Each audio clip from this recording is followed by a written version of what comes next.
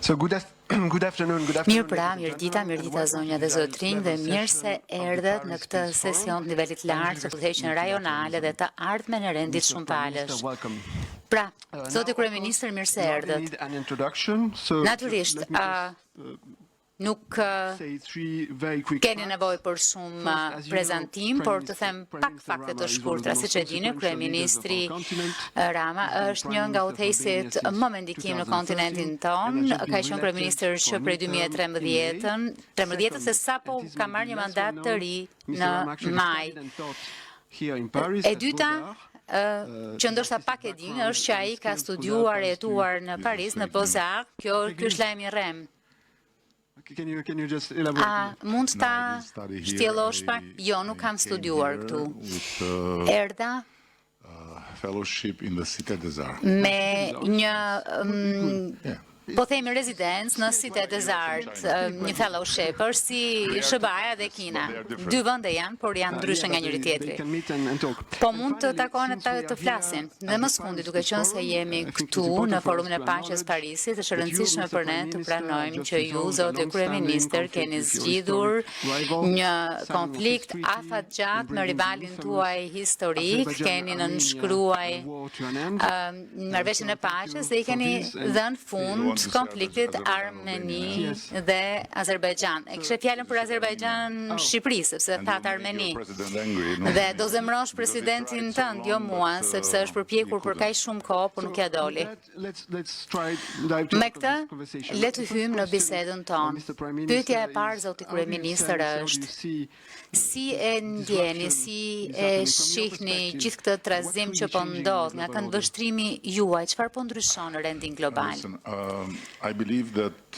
Dëgjoni, unë besoj, e me qëra fjala, unë sapo vi nga Riadi, ku pata nderin të isha i ftuar nga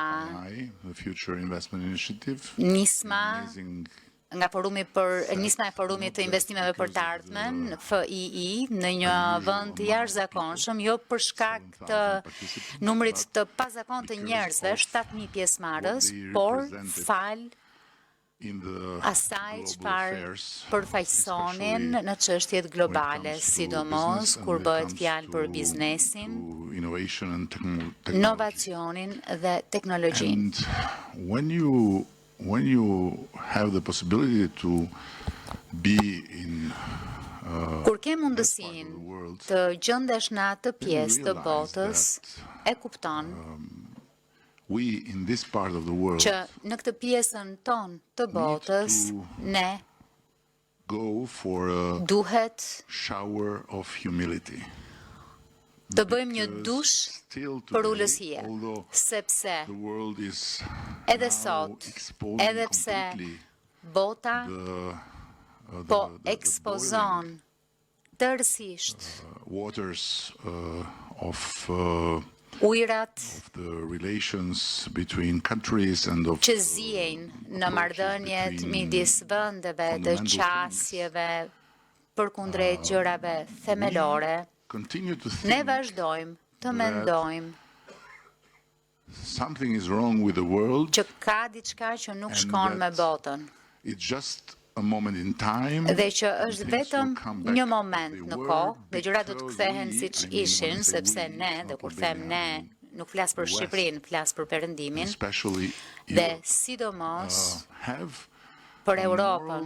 Mendojmë se kemi legitimitetin moral që na është blatuar nga ndonjë urdhër hyjnor dhe mundësinë për të gjykuar të tjerët e për të besuar se ne jemi pika e referencës se si duhet jetë bota, dhe kjo është thelbësisht e gabuar. Çfarë do të thotë kjo që është thelbësisht e gabuar? Nuk është efektive, është e gabuar, është krejt e gabuar, nuk është e vërtet. Nuk është e vërtet. Dhe është një lloj vetë kënaqjeje që sipas mendimit tim mjaft modest ka nisur të bëhet gjithmonë më i dëmshëm si këndvështrim dhe gjithmonë më pak i dobishëm edhe për atë vetbesimin për cilin kemi nevojë të gjithë. Unë besoj se ajo çfarë ka ndodhur në Shtetet e Bashkuara të Amerikës në krye të këtij viti, dhe po flas për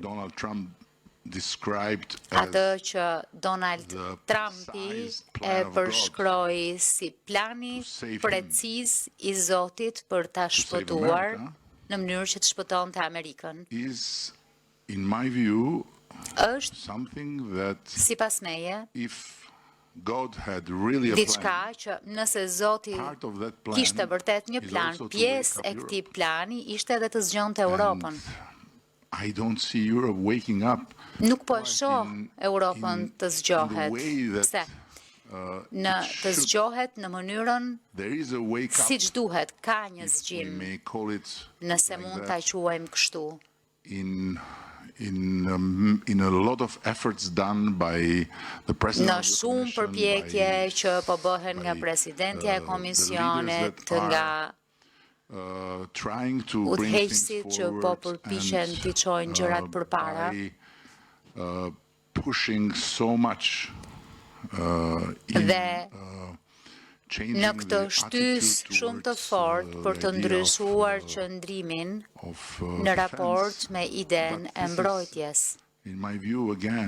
Por, sipas mendimit tim, sërish, kjo është diçka mjaft e fragmentarizuar, është më pak se e mjaftueshme dhe mund të bëhet e rrezikshme në një periudhë fatmesme.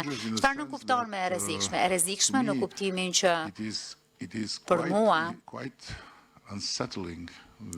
është mjaft të shqetësuese që ende sot, edhe pas asaj çfarë ka ndodhur me jashtëkontraktimin e politikës jashtme të Bashkimit Evropian tek Shtetet e Bashkuara të Amerikës dhe me Bashkimin Evropian që ka qëndruar në autopilotin e SBA-s, ende nuk ka një plan europian paqeje.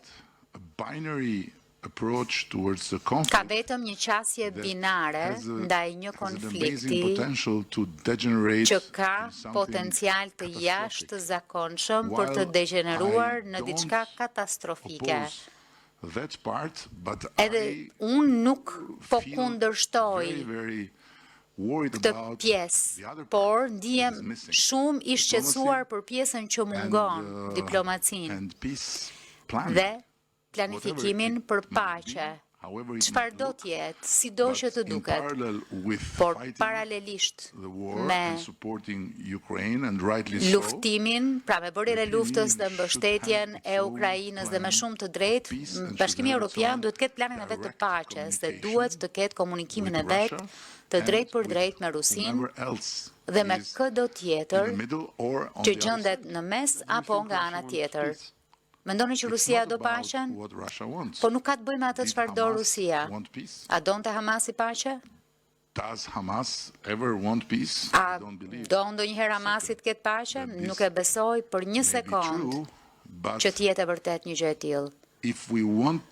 Por nëse duam të luftojmë e të mbijetojmë në emër të asaj çfarë përfaqësojmë, duhet të bëjmë atë që duhet bërë, ka të bëjë me atë çfarë duam ne. Nuk ka të bëjë me atë çfarë duan të tjerët, e ka të bëjë me faktin që ne duhet përpiqemi të bëjmë gjithçka që duam në emër të asaj çfarë përfaqësojmë, edhe me shansin që pala tjetër nuk do të përgjigjet asnjëherë, por duhet bësh atë që duhet bësh.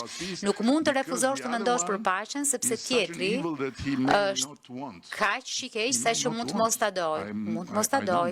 Unë nuk e di nëse e do apo jo. Putini e kam fjalën, por di një gjë, që duke bërë atë që po bëjmë, po bëhemi çdo ditë e më pak të rëndësishëm. Më lini të kuptoj qartësisht atë çfarë po thoni, sepse në thelb po thoni që nuk e dini nëse Putini do paqe apo luftë. Jo, që Putini do luftë, është e qartë çdo ditë. Atëherë, në këtë rast, si mund të bëjmë diplomaci pa e detyruar që të angazhohet në rrugë diplomatike? Diplomacia është diçka që bëhet përdit. Edhe një herë, duke marrë shembullin e Izraelit dhe Hamasit. They killed each other in shapes and forms that Kanë vrarë njëri tjetrin në forma e mënyra që ishin ekstreme, por flasin përdit. they Pra, had the channel and they Kishin were kanalet negotiating dhe every day. negocionin çdo ditë. In my view, Në këndvështrimin until tim, the President of the United States derisa presidenti i Shteteve të Bashkuar opened hyri the path dhe for talks. çeli shtegun për bisedime, Now I am not a historian and unë nuk I jam assume my historian ignorance, dhe but I e marrë të believe mirë that qenë this is pa the dijen time, first por ever besoj big conflict që është konflikti with no back i channel, parë with i no madh pa discussion, with no asnjë nothing. kanal të And when we pasëm, think pa about asnjë how diskutim much dhe nuclear pa power asgjë. Dhe kur mendon is se involved in se this sa conflict, shumë fuqi bërtamore not janë talking, përfshirë në but këtë just konflikt që nuk fighting. flasin, por luftojnë, it looks like a war of extermination. duket si një Let me luftë just- shfarosëse. Because whatever it happens, Sepse çfarë do të I don't ndodh, think that unë Russia nuk will- mendoj will go away from që where it is. Rusia It is- do të it was ikë there, nga it aty is ku there, it është. will be Ka there, qenë aty, as është all aty, the do other të jetë aty, countries. ashtu siç So- edhe gjithë vendet e tjera. And Putin will This is not be also the there case of forever. Yeah, Dhe but Putini nuk do të question jetë aty gjithmonë. does Ukraine Por can remain, pyetja është, a and mund stay an independent të country qëndroj Ukraina at the si same një time? vend i Listen, pavarur në të when it njëjtën comes kohë? to Ukraine, Dëgjoni. and I Kur vjen just fjala want to për Ukrainën clarify, dhe më duhet ta because I sqaroj know sepse that sometimes e di it's që very delicate to ndonjëherë është mjaft in, delikate in the Western environment. të flasësh në mjedisin perëndimor pa u etiketuar, po më duhet të sqaroj që I represent a country, unë Albania, përfaqësoj një vend, that has no Shqipërinë, relation with Russia. që nuk ka asnjë marrëdhënie me Or Rusinë. let's say, Apo has le të the themi, lowest level of ka relations with Russia in Europe. Shkallën më të ulët të raportit me Rusinë në Europë dhe përfaqësoj të vetmin vend në këtë Where no kontinent Russian leader ku asnjë udhëheqës rus nuk ka ardhur qysh prej viteve 1960. E prej nga ku asnjë nga udhëheqësit nuk ka luftuar drejt Rusisë. Ky është niveli i marrëdhënieve. during the Pra i patëm gjatë communist time, we had them Komunizmit, in the worst form i patëm në formën më të keqe, sepse vazhduam të qëndronim staliniste dhe kur ata e braktisën Stalinin, nuk na merr malli për ta, kur në këta 35 vjet nuk kemi pasur jo vetëm vizita të nivelit të lartë nga Rusia, por as para ruse, nuk na pëlqejnë.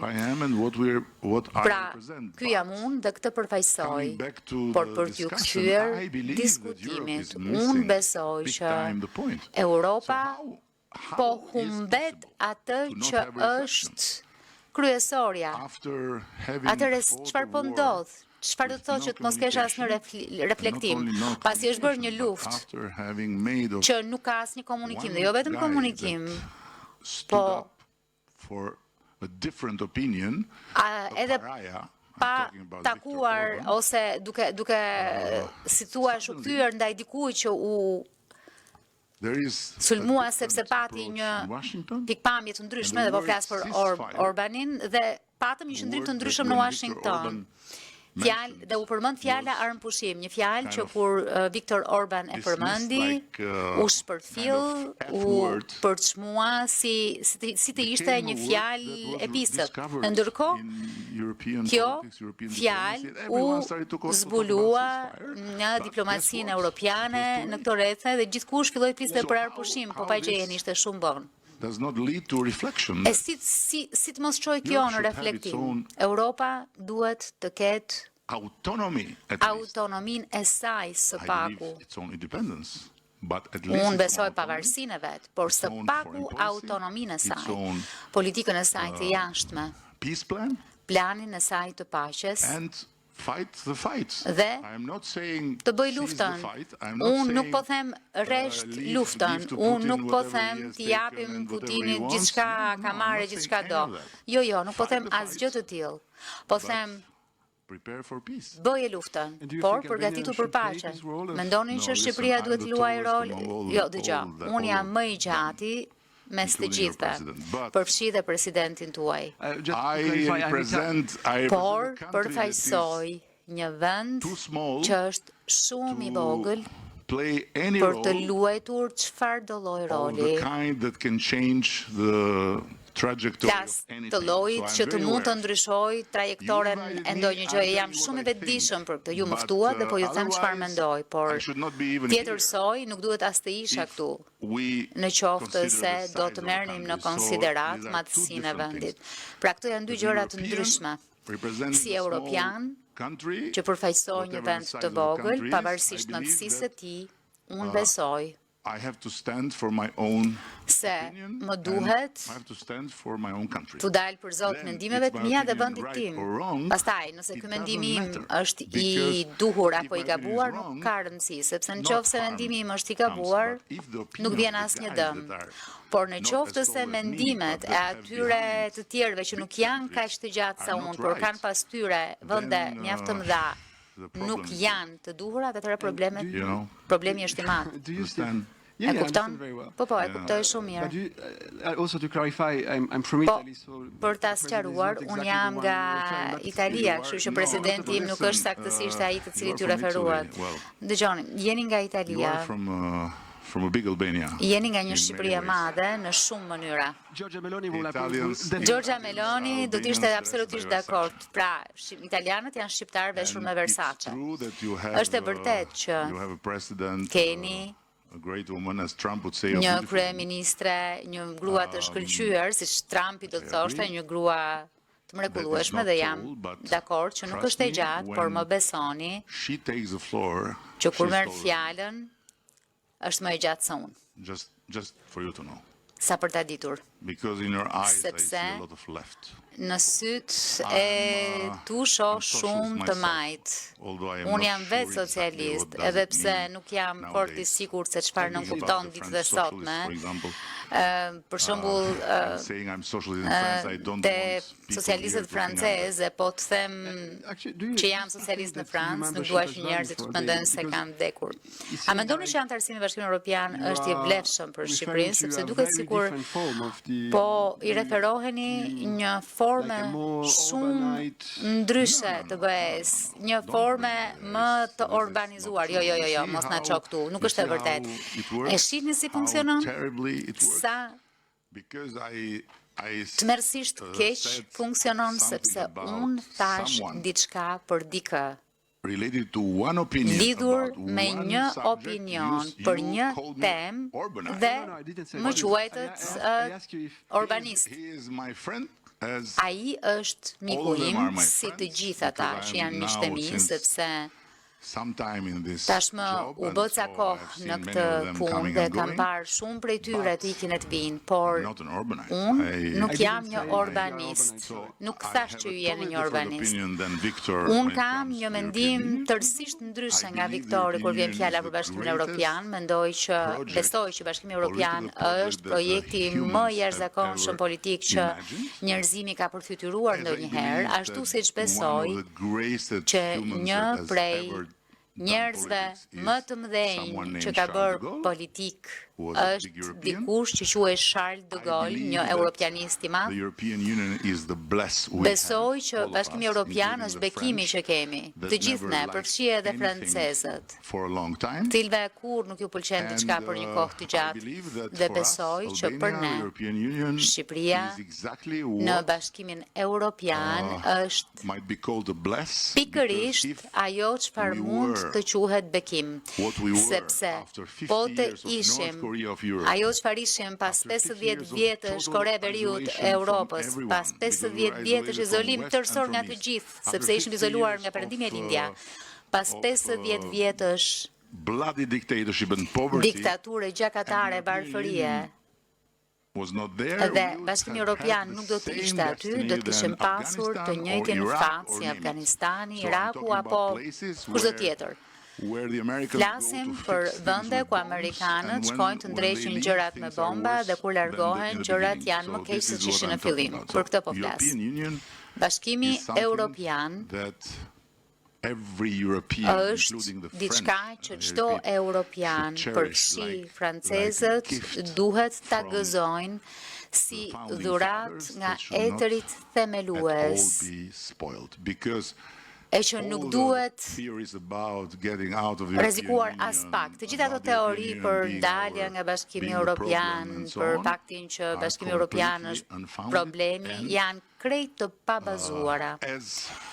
Dhe ashtu siç ill-advised British friends, miqtë tanë të dashur e të keq këshilluar po tregojnë është që të largohesh nga Bashkimi Evropian, është të largohesh, të lësh një martesë e të hysh në një makt. Martesa është komplekse, por të largohesh prej saj është një makt. Kështu që mos bëj të njëjtin gabim. Ju nuk e bëni sepse je italian. Po, jam italian dhe i majt, një specie mjaft e rrallë, me sa duket. Italian dhe i majt është e rrallë, në fakt kjo është ajo çfarë gjen në rrugë kudo. Çfarë të thuash me këtë? Prandaj dyshoj ndonjëherë veten kur them edhe unë jam i majt. Le të ecim përpara. Donald Trumpi do të takohet me Xi Jinping. Çfarë mendoni për këtë mega marrëveshje për cilën flasin të gjithë? A ndjen ndonjë lloj forme? Dëgjoni, unë nuk fola me ta sepse siç u thash isha në Riyadh, që s'pata kohë që ti merrja në telefonet i thosha çfarë do bëni nesër. Por my assessment is very simple that vlerësimi im është shumë i thjeshtë, që çdo marrëveshje midis Kinës dhe Shtetet e Bashkuara të Amerikës apo e anasjellta është e mirë për të gjithë, dhe çdo konflikt midis tyre është keq për të gjithë. Kjo është ideja ime, kaq e thjeshtë. Dhe një marrëveshje ku Tajvani po pse shkon te skenaret katastrofik gjithmonë? Është puna ime. Je i martuar apo ende beqar? Mendoj që kjo marrëdhënie po me ju po ecën shumë shpejt. Po mund të më thuash. Mund të më thuash. Jo, nuk jam i martuar. Nuk je i martuar. Po të duash një martesë të lumtur, mos shko tek skenaret katastrofik përpara se të martosh, se do mbetesh beqar për jetë. Dhe do të ishte katastrofike. Kështu që unë nuk do të shkoja aty fare. Ata janë po takohen për një marrëveshje tregtare, me sa kuptoj, dhe pas asaj çfarë ka ndodhur është shumë e qartë që të dy duhet të arrijnë një marrëveshje, sepse e dini atë thënien, kur Amerika të shtin, bota kollet. Kur Kina të shtin, bota futet në karantinë, kështu që duhet të bëhen bashkë për më të mirën e botës, sepse të shtin dhe mund ta përballojnë, po ne se përballojmë dot as të kollemi e as të futemi në karantinë për shkak të tyre. Faleminderit shumë Edi Rama. Kemi edhe 2 minuta të mbetura. Vetëm 2 minuta? Po sa filluam të njihemi tani? Më thuaj që nuk mund të vazhdojmë? Po mendoj që do të kemi shumë mundësi. Mendoj që është fillimi një marrëdhënie të gjatë. Një pyetje aty? And a question, Umberto Eco was, a definition of a question is a short sentence. Umberto Eco e përkufizon të pyetjen si një fjali të shkurtër me pikpyetje në fund. Përshëndetje, unë jam nga Shqipëria e Madhe. Nga Italia, nga Shqipëria e Madhe. Mirë, si jeni? Mirë, faleminderit. Pyetja ime është, ju folët për nevojën e një leadershipi në një botë shumë polare e shumë paqe, por Bashkimi Evropian ka nisur një iniciativë për sigurinë e vet. Dhe tashmë ekziston mundësia për të përjashtuar Turqinë për shkak të keq kuptimeve dhe problemeve me politikat e brendshme të Turqisë. Si mund të luajë Bashkimi Evropian rol në skenën globale, në qoftë se kemi një problem të tillë me politikën e brendshme të një pjesëtari themelor që është Turqia. Dëgjoni, Bashkimi Evropian është një pacient me 27 mjek, e jo vetëm 27 mjek, por të 27-ët janë mjek patolog, dhe kjo e bën edhe më të ndërlikuar gjën. Por vlen po kështu të thuhet që ajo çfarë ka ndodhur që prej agresionit rus ka qenë pozitive, shumë pozitive, sepse në vend që të bëhej më i përqar, Bashkimi Evropian u bë më i bashkuar. Dhe po kështu edhe në opinionin publik nevoja për unitet, për të qenë bashk, për të mos u larguar si pula, është bërë e qartë. Po të kisha përgjigjen e një pyetje kaq të madhe, do të kisha kandiduar për të bërë mbreti i Europës, por nuk jam në qëndje të përgjigjem, t'ja përgjigje për të gjitha pyetjet. Ajo çfarë di dhe të gjitha ata që kanë një logjik dinë është që është një projekt ende i papërfunduar. Është ende në gjysmë të rrugës. Nuk është ende ajo çfarë etrit themelues pan në vizionin e tyre e nisën ta ndërtonin. Kështu që vendimi që do të merret është të përfundohet ky projekt dhe të bëhet një forcë e mirëfillt në një lojë tërësisht ndryshe, apo të vazhdohet e të tërhiqemi zvarr në këtë lloj mënyre dhe të bëhemi gjithmonë më të parëndësishëm. Dhe kjo është shumë e qartë për mua, sepse kur shohim shifrat, Bashkimi Evropian apo Europa si e tillë, ashtu si shpres kryeministria juaj që pati instiktin për të mbështetur e ndërtuar punën te një traditë e vjetër franceze që nisi nga abati Shën Pjetrit, i cili në traktatin e tij për paqe të përhershme ishte mjaft i qartë. Po ta lexosh sot abatin e Shën Pjetrit, i gjen të gjitha përgjigjet. Se si ky kontinent mund të ketë paqe të përhershme. Ai përfytyronte një kontinent që ishte i bashkuar. Dhe gjeni se nga perëndimi në lindje nga Franca në Rusi. Abati Shën Pjetrit. Emmanuel Macroni e shtyu më tej kufirin duke i dhënë jetë asaj krijese që quhet Komuniteti Politik Evropian. Tani sa u takon shifrave PBB-s, popullsisë, kështu me radhë, po ti bësh bashk 500 milionët, është një forcë e jashtëzakonshme, por nuk është një vend. Kështu që Bashkimi Evropian and it's an është organization and një it's emër, whatever një political organizat, apo projekt politik, por nuk ka as edhe një metër katror të vetin. Çdo metër katror i Bashkimit Evropian është metri katror i dikujt që është pjesë e tij. The answer is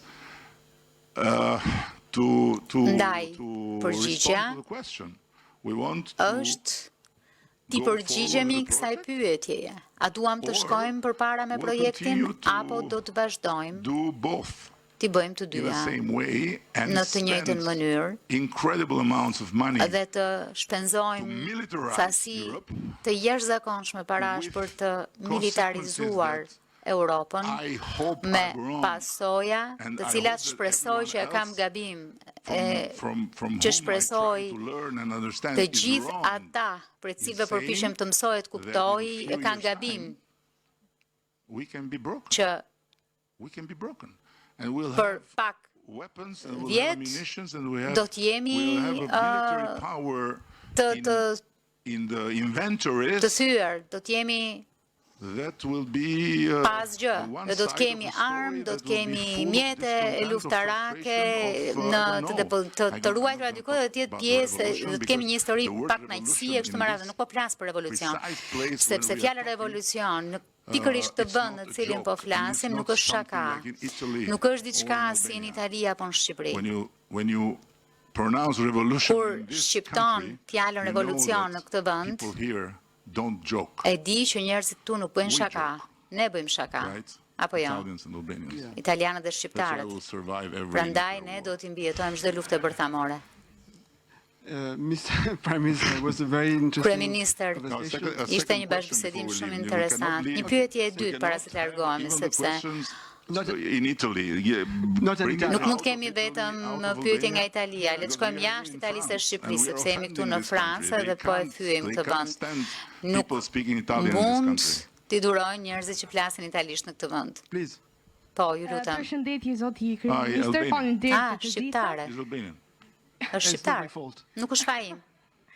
How realistic is European integration Sa realist është integrimi në BE i Ballkanit Perëndimor regional reconciliation pa ardhur më parë pajtimi rajonal. Dëgjoni, ne jemi të patundur në bindjen tonë që jo vetëm paqja është më mirë se gjithçka tjetër, por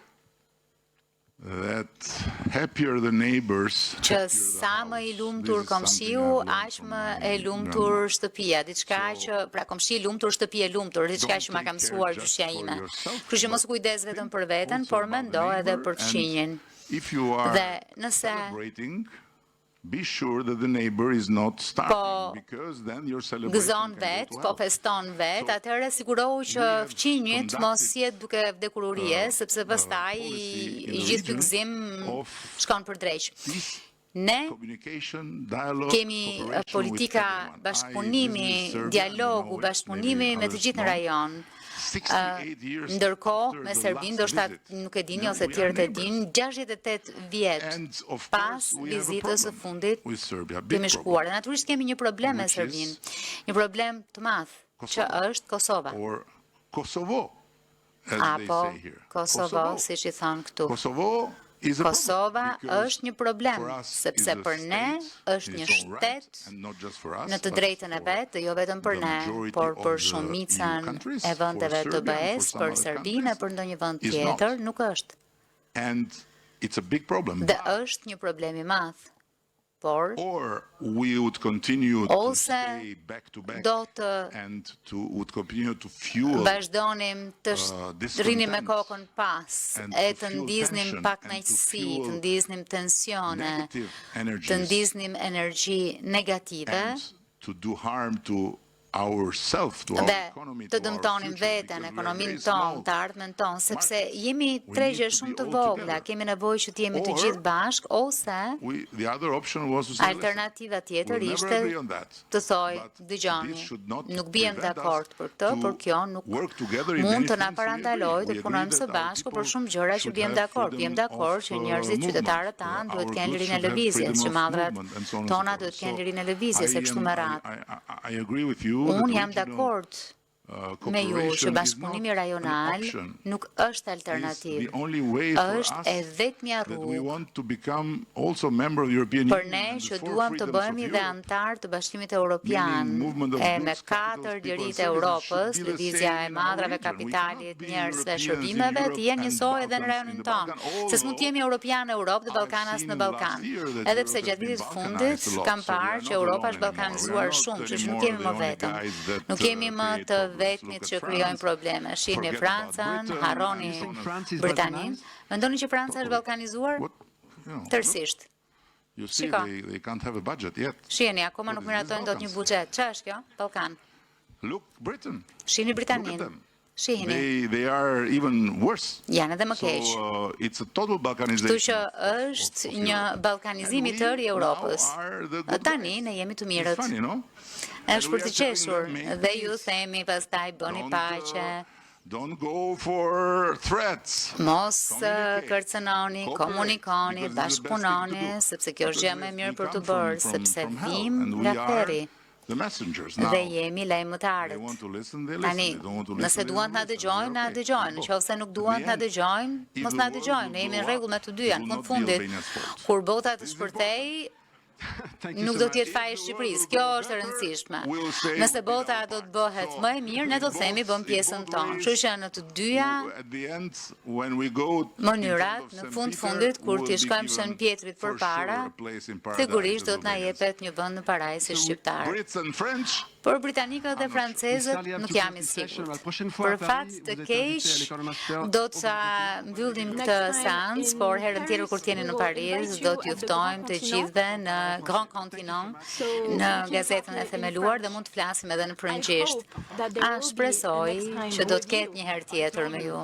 Ju thash. Very well.